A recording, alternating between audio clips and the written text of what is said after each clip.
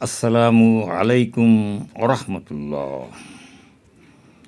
মাহফুজি TV ও public media 25 থেকে আমি মুফতি মাহফুজি আপনাদের সামনে আলোচনা করব। আজকের আলোচ্য বিষয় হল উত্তম চরিত্র কাকে বলে।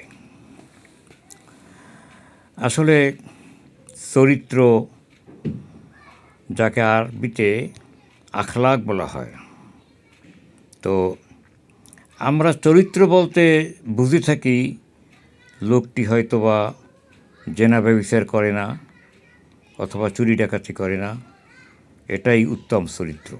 হ্যাঁ, এটাও অবশ্যই উত্তম চরিত্র, কিন্তু শুধু এতটুকুই উত্তম চরিত্র নয়, বরং উত্তম চরিত্র বলতে মানুষের জীবনের সব দিক, অন্যায়, অবিচার, মিথ্যা কথা থেকে দূরে থাকা, মানুষকে সাহায্য করা, দান করা, মানুষের উপকার করা, নমনীয় ব্যবহার করা, এ সব কিছুই উত্তম চরিত্র। পৃথিবীর মধ্যে সবচেয়ে উত্তম চরিত্রের অধিকারী ছিলেন আমাদের প্রিয় নবী হযরত মুহাম্মদুর রাসূলুল্লাহ সাল্লাল্লাহু আলাইহি ওয়াসাল্লাম। আল্লাহ তার সম্পর্কে বলেন, ইন্নাকাল আলা খুলুকিন আজিম।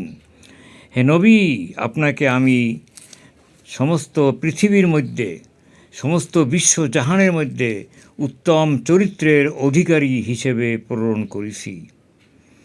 রাসূল করিম সাল্লাল্লাহু আলাইহি ওয়াসাল্লামের মতো উত্তম চরিত্রের কোনো ব্যক্তি পৃথিবীতে আসে নাই আর আসবেও না।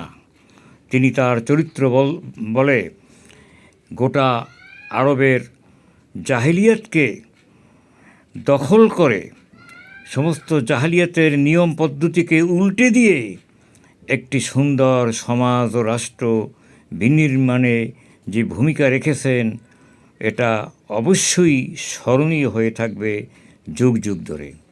আর আমাদের মধ্যে অনেকে চারিত্রিক সার্টিফিকেট দেয়, কিন্তু দেখা যায় যারা দেয় সেই প্রতিনিধি আসলে তার ভিতর তার নিজেরই চরিত্র নেই। সে আবার কিসের সার্টিফিকেট দেবে? চরিত্রের সার্টিফিকেট। আর আল্লাহর নবীকে আল্লাহ রব্বুল আলামিন নিজে চরিত্রের সার্টিফিকেট দিয়েছেন। আসুন আমরা নবীর আদর্শে আমরা বলীয়ান হয়ে আমরা উত্তম চরিত্র গ্রহণের চেষ্টা করি। আমিন। ওয়াসসালামু আলাইকুম রহমতুল্লাহ।